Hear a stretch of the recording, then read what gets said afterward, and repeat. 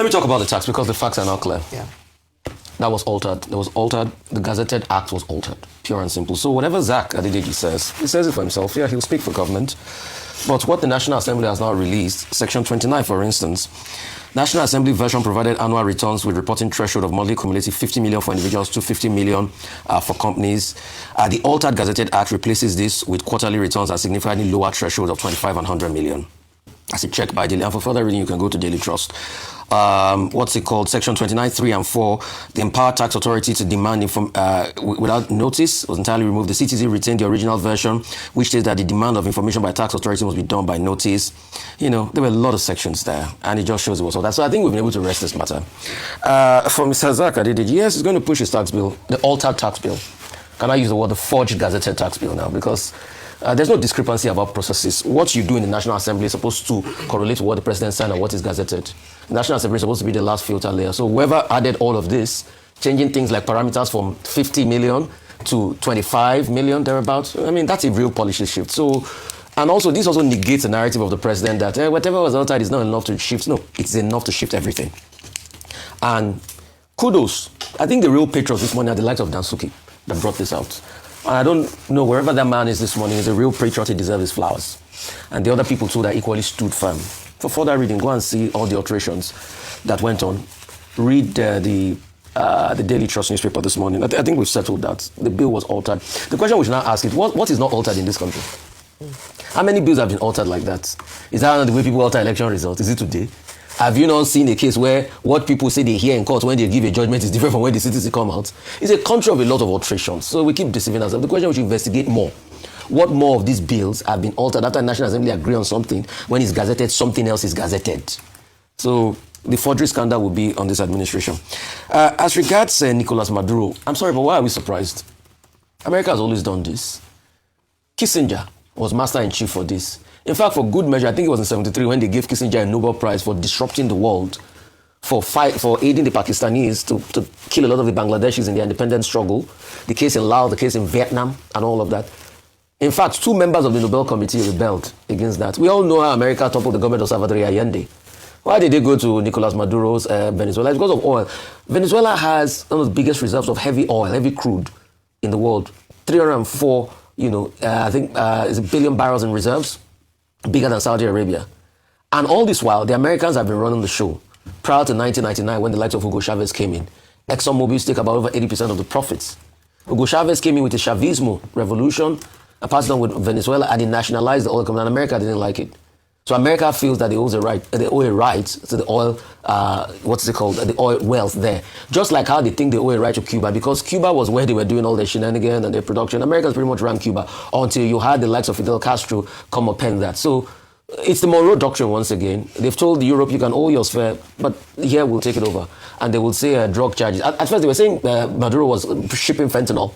It turns out now, what are they charging him for? Cocaine.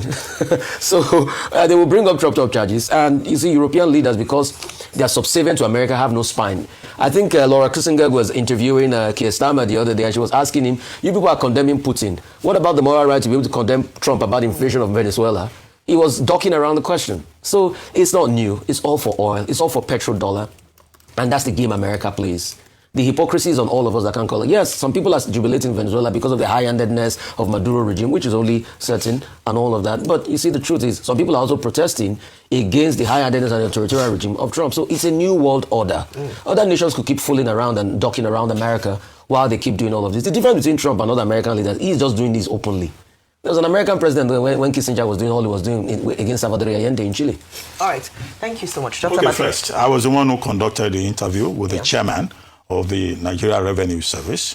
And before I conducted that interview, I had seen the release of the certified true copies by the National Assembly.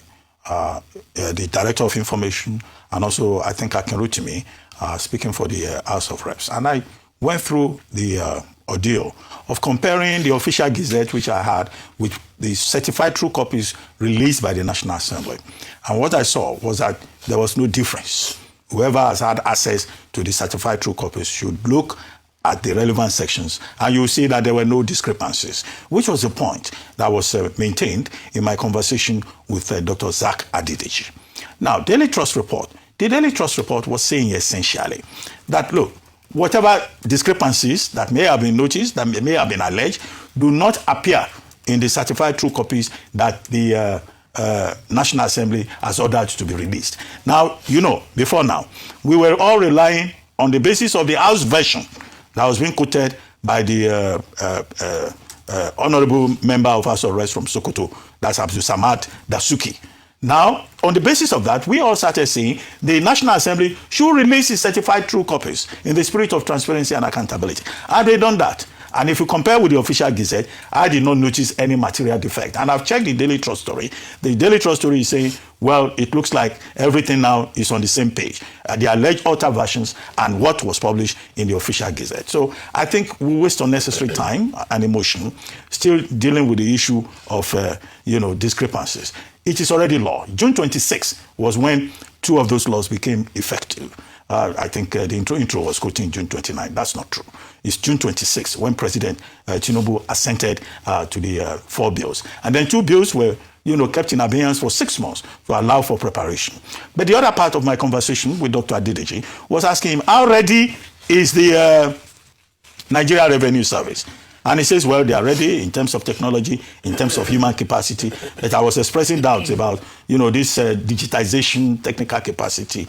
And I was saying, I hope we will not be having glitches that will cause problems. Other issues I raised, basically all the controversies about bank narration, about, VAT, about, additional charges for people, the thresholds that were pointed out. And whether or not, this is all about protecting the poor for the benefit of the people. And he said very clearly that, look, this is in the interest for the benefit of the people also. That's, given the constraint of time, will seem to be the summary. So the true test, however, is in the implementation. And I raised questions about the MOU signed with France. And he says, it's about modernization, it's about digitization and all of that, and that they have similar agreements and treaties, whatever, with other countries. That is not only France. But I enjoin people to go and listen to that interview again and to listen with an open mind to be able to understand, the submissions by Dr. Adedeji. Now, the next thing is about Venezuela, which you raised. There are issues here. One, the issue of sovereignty and whether under international law, one country can go and invade the other and seize the president of that country. Article 2 of the UN Charter talks about equality of states. Article 7 says, you cannot just go and attack another country without cause. Article 51 says you can only do that when it is sanctioned by the United Nations Security Council. And the United Nations Security Council is in fact going to meet on January 6th to consider whether it is legal or not. The other issue about legality has to do with the role of Congress. In the United States, here's the argument that in 1989, when the United States engaged in the rendition of Manuel Noriega in a similar fashion, it was approved by Congress. But this time around, President Trump has disobeyed international law. He has disobeyed or he disregarded Congress, dismissing them as talkers, leakers, people who go and leak, and so he acted unilaterally. 3, the point has been well established that this is not about fentanyl or about drugs, as he has alleged, that President Maduro is leader of a circle of drug traffickers. However, it's about oil, as he himself has confessed. And as, Julia Richardson, the former general commanding the Southern Command, has pointed out that this is about resources. This is about the threat of China in terms of trade. So these are the basic issues involved. Maduro and his wife, Celia Flores, will be arraigned in the New York court in Manhattan, I think this morning, and then they will be charged, of course, for weapons possessions, drug smuggling, conspiracy, and narco-terrorism. And then we'll begin to get the details. But, however, this has already caused a lot of concern, both in terms of what will happen to the energy market internationally, and also what the implications of this will be for international trade. Considering the fact that Venezuela has the largest crude oil reserve in the world, about 303 billion barrels of crude in terms of reserves. Even if since the 2000s, as a result of sanctions, Venezuela has only been able to provide just about 1% of global output. So Trump saying he's going to seize Venezuela oil and send Exet and Marco Rubio to oversee Venezuela, even to get that oil, infrastructure working. It will take them years and billions of money, about $10 billion per annum. So this has put uncertainty, one, in the energy market and also in the political space in Venezuela, and we dare say in the whole of that affected region.